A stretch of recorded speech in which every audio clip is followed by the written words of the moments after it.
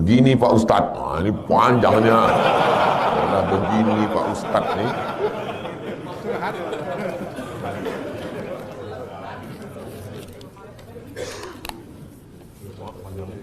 Saya menikahi janda tak punya anak. Si suami menghilang jejak sejak suami bertengkar dengan iparnya. Pernah si suami bilang begini ke si janda ini, aku talak kamu.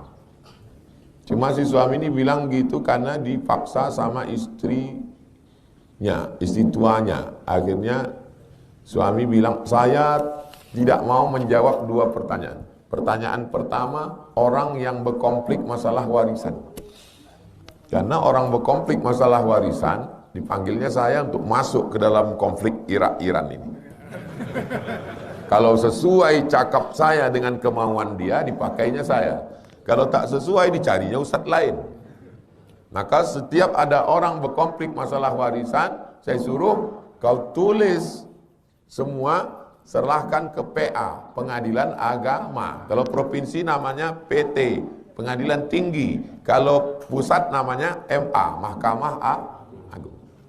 Selalu saya tak mau jawab. Kenapa? Orang berkonflik ini dia mencari pembenaran. Dah beberapa kali saya kena. Yang kedua yang tak mau saya jawab, orang berkelahi masalah talak. Dia tanya talak ni jatuh talak berapa, jatuh atau tak jatuh, talak 1, talak 2 atau talak 3. Kalau sesuai dengan kemauan dia dipakainya. Kalau tak sesuai carinya ustadz lain, dilaganya saya. Maka kalau model begini saya suruh kau tulis kronologisnya, serahkan ke PA. Nanti hakim akan memutuskan talak berapa jatuhnya. Nih macam ini. Ku talak kau katanya. Tapi si suami bilang begitu tuh karena dipaksa sama bini tuanya. Dia ini termasuk orang yang bertakwa. Takwa itu artinya takut istri tua. Paksa sama bini tuanya. Kau ceraikan bini kau tuh. Awas kau gitu.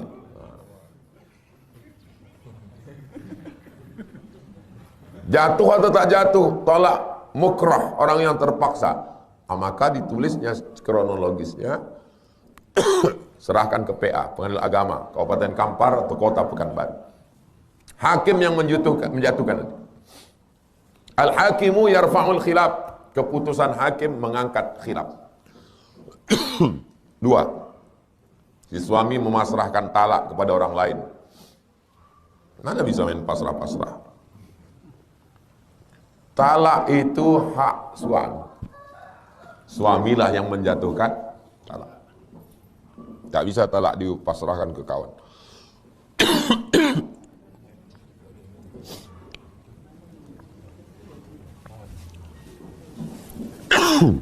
Kenapa hakim bisa menjatuhkan talak? Kenapa hakim bisa menjatuhkan talak? Karena si suami menyerahkan kepada hakim lewat sirat ta'liq. Susah memang cerita ini karena banyak jomblo belum nikah. Kalau saya habis acara akad, kata Pak Kua, silakan baca sirat ta'liq. Baca sirat ta'liq. Kalau saya tinggalkan 6 bulan lamanya, tidak memberikan nafkah zahir dan batin, atau menyakiti fisiknya, atau menyakiti hatinya, lalu istri saya datang ke Pengadilan Agama dengan membayar iwat 10.000, maka hakim menjatuhkan talak 1 kepadanya. Siapa yang menjatuhkan talak? Istri menjatuhkan, suami menjatuhkan melalui hakim. Kalau istrinya menuntut, ditinggalkannya bininya 10 tahun, istrinya tak pernah menuntut ke pengadilan, apakah jatuh talak? Tak jatuh. Ya, nanti antum balik ke kampung jumpa sama janda, aku mau nikah, kata dia. Tapi kau udah berlaki, udah 10 tahun dia ninggalkan aku. Dia tak balik-balik dari Malaysia. Jangan antum nikahi, karena belum jatuh talak. Kecuali dia menggugat ke pengadilan, jatuh talak, dapat sertifikat, ini dia uang sertifikatnya. Baru antum bisa menikahinya. Dan Pak Kua tak ada yang berani menikahkan janda kalau tidak ada sertifikat cerai dari pengadilan Si janda punya dalil, kalau suami hilang terlalu lama, tak ada kabar, katanya tak ada nafkah lahir batin, selama itu jatuh talak. Masih koma, jatuh talak kalau istri menggugat ke, ini masih jatuh talak, tak ada titiknya. Si janda punya dalil kalau suami hilang terlalu lama tak ada kabar, jadi katanya tak ada nafkah lahir batin, selama itu jatuh talak, koma, jatuh talak kalau istri itu menggugat ke pengadilan. Kata hakim, ku jatuhkan talak karena dulu ada membaca sirat taklik. Itulah namanya tolak taklik. Taklik artinya tolak yang masih terikat dengan sesuatu. Kalau sesuatu itu terjadi maka jatuh talak taklik. Paham kan? Kadang udah dekat-dekat sarapan ini pura-pura paham aja mah. Bilang aja paham, biar selesai. Ini cerita ini yang ini cerita ini panjang sekali. Ini ceritakan janda. Kenapa tak nikah aja sama anak gadis? Hah? Begitu banyaknya anak gadis, la ilaha illallah. Udah janda, apa masalah pula? Ini gara-gara lagu janda yang mana, janda yang mana. Kenapa tak kau cari anak gadis? Aku nengok jamaah ini lama-lama silap juga gitu. Hah? Bagaimana nih Ustaz? Kami nikah dengan janda tersebut sudah 10 tahun dan anak 3. Udah terjadi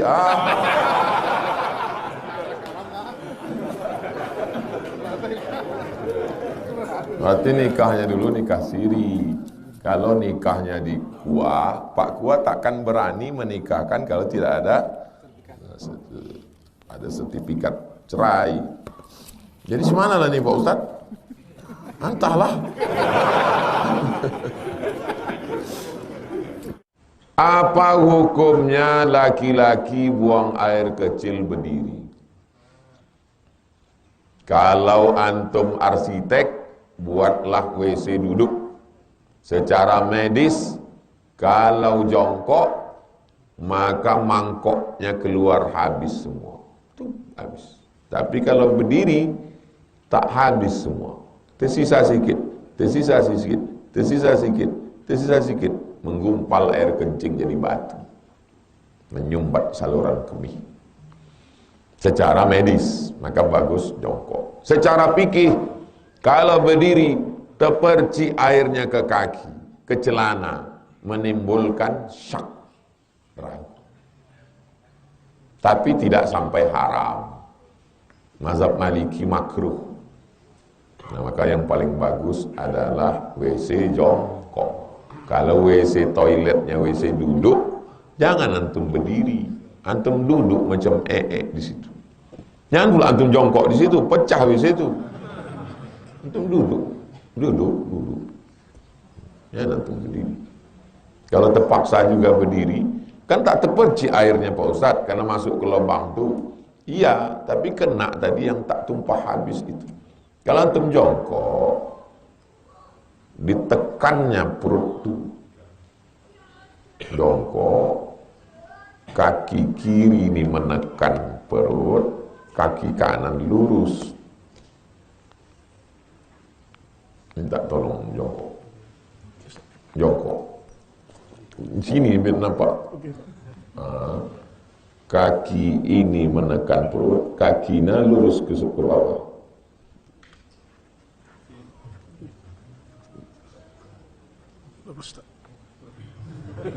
Kaki ini naik ke atas, yang ini lurus ke bawah.